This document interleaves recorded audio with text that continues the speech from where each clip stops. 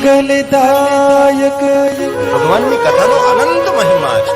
કથા શ્રવણ માત્રતઃ પાપિયાનપી મુક્તિ. મુક્તિના અધિકારી છે જે કથા સાંભળે. મુક્તિનો અર્થ એવું નથી કે મેરા પછી કોઈ ગતિ થતી હોય છે. મેરા પછી કોઈ સમાચાર આપતા જ નથી, ક્યાં જાય ક્યાંથી આવે છે ખબર જ નથી.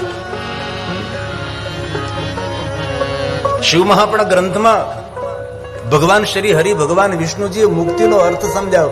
મુક્તિ એટલે શું? છુટકારો, સ્વતંત્રતા, પરતંત્રતા, પરાધીનતા નહીં. મુક્તિનો અર્થ થાય છે તેને ઉડવા માટે ખુલ્લું આકાશ મળે છે, પોતાની જાતે નિર્ણય લઈ શકે છે, એને મુક્તિ કહેવાય છે. આપણે તો એટલું સમજી બેઠા કે મુક્તિ એટલે મેરા પછી કોઈ ગતિ થતી છે. મેરા પછી કઈ ગતિ થાય કોઈને ખબર નથી. હું તો દરરોજ ભગવાનને પ્રાર્થના કરું છું, ભગવાન એટલા બધા સ્માર્ટ મોબાઈલ આવી ગયા, કોક તો સ્માર્ટ મોબાઈલ લઈને મરે, જેથી કરીને મોબાઈલ લઈને ત્યાં જ ખબર પડે કે આ મુક્તિ છે. ત્યાંથી સેલ્ફી કરીને મોકલે આપણને.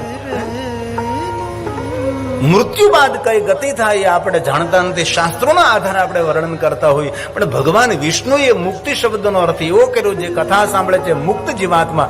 મુક્ત જીવાત્મા એટલે દેવલોકમાં, દેવીલોકમાં, સ્વર્ગલોકમાં, વૈકુંઠ બ્રહ્મલોકમાં, ઇન્દ્રલોકમાં, શિવલોકમાં, પોતાને જ્યાં ગમે એ લોકની અંદર વિચરણ કરી શકે છે, તેને મુક્ત આત્મા કહેવાય. અને મુક્ત આત્મા અજન્મ પણ રહી શકે છે ને મુક્ત આત્મા જન્મ પણ લઈ શકે છે.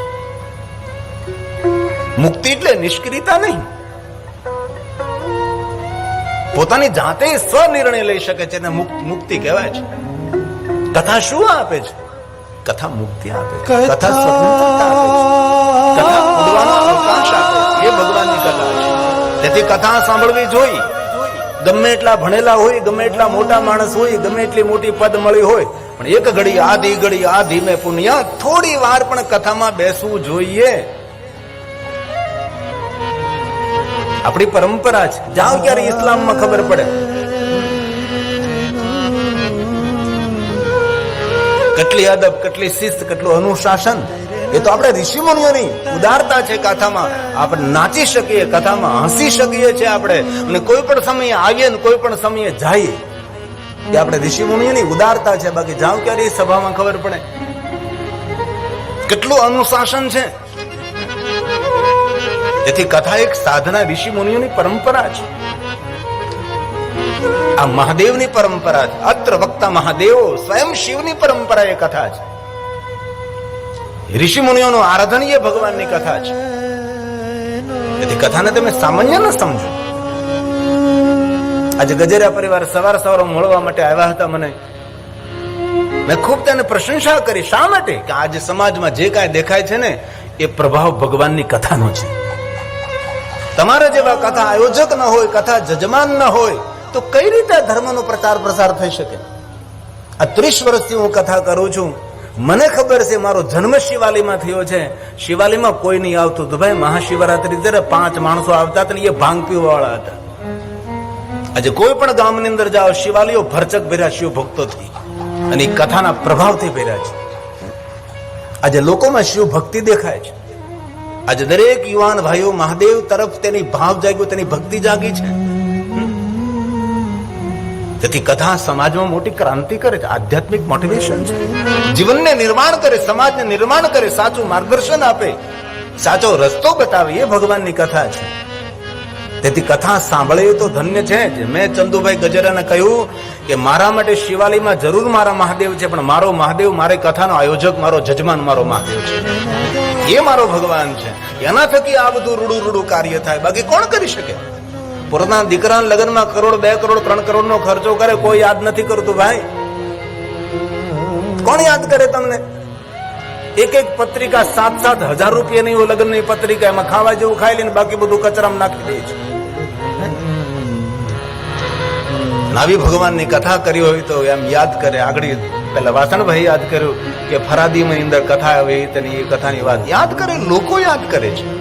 અને જ્યાં સુધી આ સંકુલ રહેશે ને સંકુલ દીપતો રહેશે ને પ્રકાશિત રહેશે, જ્યાં સુધી હર કોઈ વ્યક્તિ યાદ કરશે તપોધન બ્રાહ્મણ સમાજે ભગવાન મહાદેવની કથાનું આયોજન કર્યું. આટલી મોટી સંખ્યામાં ભાઈઓ બહેનોએ ભગવાનની કથાનો લાભ લીધો હતો. કથા એ સમાજને ઘડવાનું કામ કરે છે, સમાજને નિર્માણ કરવાનું કામ કરે. અને જે કથાનો વિરોધ કરે છે ને એના જેવા મૂર્ખા માણસો આ દુનિયામાં નથી. ભગવાનની કથાનો વિરોધ. કરની ઘણો બધો વિરોધ કરવા જેવો આ દુનિયાની અંદર છે. જાને તને ખબર પડે ટકો ન કરના કેવું મને. જ્યાં ભગવાનની કથાનો વિરોધ કરે છે. ભગવાનની કથા એ પરમાત્માનું દર્શન છે. એ છે કથાનો મહિમા. હે મહાદેવ, હે મહાદેવ, હે મહાદેવ, હે મહાદેવ, હે મહાદેવ, હે મહાદેવ. સુમંગલદાયક લગે કહન હરિ કથા રસાલા. એ શિવ પરંપરા છે, મહાદેવની પરંપરા છે. સુમંગલદાયક રઘુનાયક ગુણ હે મહાદેવ, હે મહાદેવ. સાગર સુનહી તે તરે ભવ સિંધુ બિના જલ જાય ભવ સિંધુ બિના જલ જાય. બ્રહ્મા નારદને કહે છે, હે નારદ, તમારી આંખો દ્વારા જે તમે જોવો છો એક દિવસ કાંઈ નહીં હતું. શું હતું પિતા બ્રહ્મા? ઘનઘોર અંધકાર. એ ઘનઘોર અંધકારમાં કોણ હતું? કોણ હતું એ મને ખબર નથી. કોઈ હતું એની મને ખબર છે.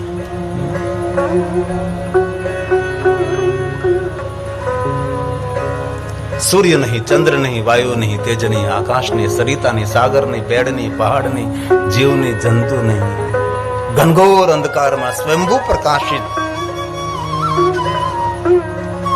એવા પરમાત્મા જેનું કોઈ નામ નથી. ગુણ રૂપ રંગ નહીં એસા હે ઠિકાના. ઈશ્વરનું કઈ રીતે નામ આપી શકાય છે? ઈશ્વરને કોઈ નામ આપી એ પણ એનો એક અપરાધ છે. તો તત્વને ઓળખવા માટે નામનો આધાર લેવો પડે છે. બ્રહ્મા નારદને કહે છે, નારદ સાંભળો, કઈ રીતે હું તમને સમજાવું.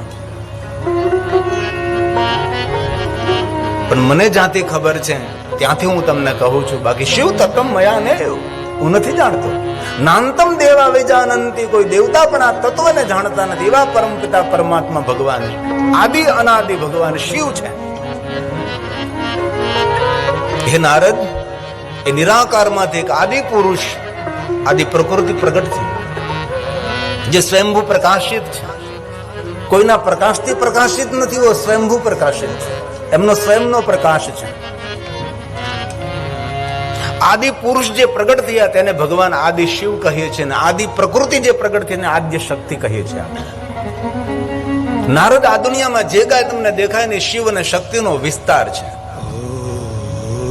આ દુનિયાની અંદર જે તમારી આંખો દ્વારા તમે જોવો છો એ બધું શિવ શક્તિનો વિસ્તાર છે. તેથી નારદ, શિવ અને શક્તિ જગતના માતા પિતા છે. શિવ પિતા, જગત માતા ભવાની છે. જગત પિતરમ શંભો, જગત માતરમ શિવમ. માતા છે પાર્વતી દેવી, પિતા દેવો મહેશ્વર. આપણા સૌના માતા પિતા શિવ અને શક્તિ.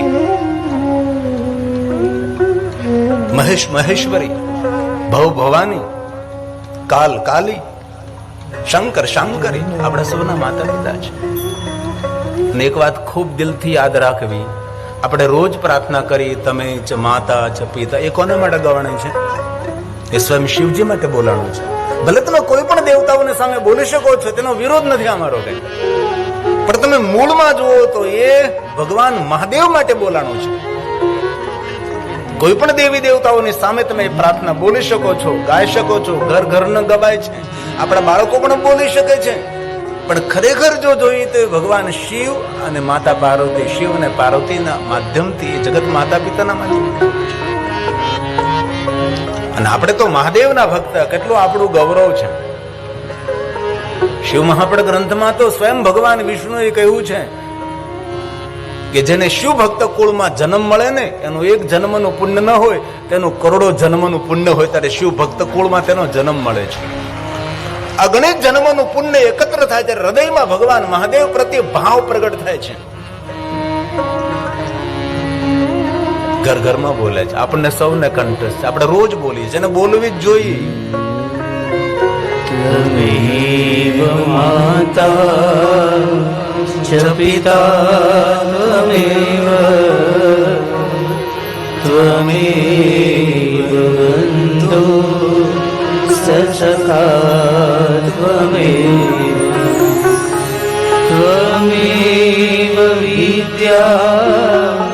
દ્રવિણં ત્વમેવ ત્વમેવ સર્વં મમ દેવ દેવ. એ અંતિમ પંક્તિ સંકેત કરે છે. કયો સંકેત કરે છે? બોલીએ ફિર સે. ત્વમેવ સર્વં મમ દેવ દેવ. કોને કહે? શંકર ભગવાનને કહે છે કે જેટલા જગતમાં અમારા દેવતા છે તે સૌના દેવ કોણ છે? ભગવાન મહાદેવ છે. અંતિમ પંક્તિ આપને ઈશારો કરે છે. ત્વમેવ મમ દેવ દેવ. તો આપણે કોઈ દેવની કથાનું શ્રવણ નથી કરતા, આપણે સૌ મહાદેવની કથાનું શ્રવણ કરીએ છીએ. બ્રહ્મા નારદને કહે છે, નારદ, સૂર્ય નહીં, ચંદ્ર નહીં, ગગન નહીં, અગન નહીં, આકાશ નહીં, પ્રકાશ નહીં, સરિતા નહીં, સાગર નહીં, પેડ નહીં, પહાડ નહીં, જીવ નહીં, જંતુ નહીં, માનવ નહીં, દાનવ નહીં, ઘનઘોર અંધકારમાં સ્વયંભૂ પ્રકાશિત ભગવાન શિવજી પ્રગટ થયા છે. નારદ, એ શિવનું રૂપ વિચિત્ર રૂપ હતું. વિચિત્ર એટલે અતિ સુંદર, જેનું ચિત્રણ ન કરી શકાય, જેનું વર્ણન ન થઈ શકે. નારદે કહ્યું કે પિતા બ્રહ્મા કેવું રૂપ હતું? શિશે મંદાગ્નિ ધારી ભાલચંદ્ર ત્રિલોચન, આવું જેનું રૂપ હતું. શિશે મંદાગ્નિ ધારી ભાલચંદ્ર ત્રિલોચન, પંચવક્ર, પ્રસન્નાત્મા, દશબાહુ. જે આપણે સૌ શિવજીના રૂપની કલ્પના કરીએ, શિવ શબ્દ યાદ કરતા આપણે કયું ચિત્ર આપણી નજર સમક્ષ આવે?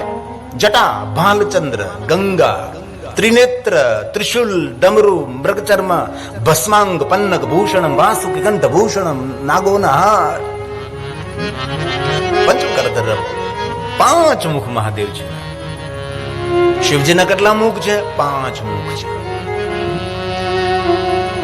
4 દિશાઓ, અંતરિક્ષ, ચારો તરફથી મહાદેવ આપણને જોવે છે, આપણને નિહાળે છે.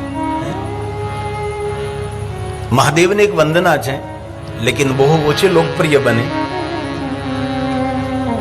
પૂર્વ વંદના પ્રકરણ છે. એ વંદના પ્રકરણમાં મહાદેવજીના ચરિત્રનું અલગ અલગ વર્ણન પણ છે, રૂપ અને સ્વરૂપનું અને કાર્યનું પણ વર્ણન છે. એ મને એક વંદનાની અંદર સંકેત કર્યો છે કે ભગવાન મહાદેવને 5 મુખ છે. એવા ભગવાન શિવ, હું તમને પ્રણામ કરું છું. મહાદેવ, હું તમને વંદન કરું. જે શિવની વંદના કરે ને એની જીવનની વેદના મહાદેવ હરતો રહે છે. અને બહુ હૃદયથી કહું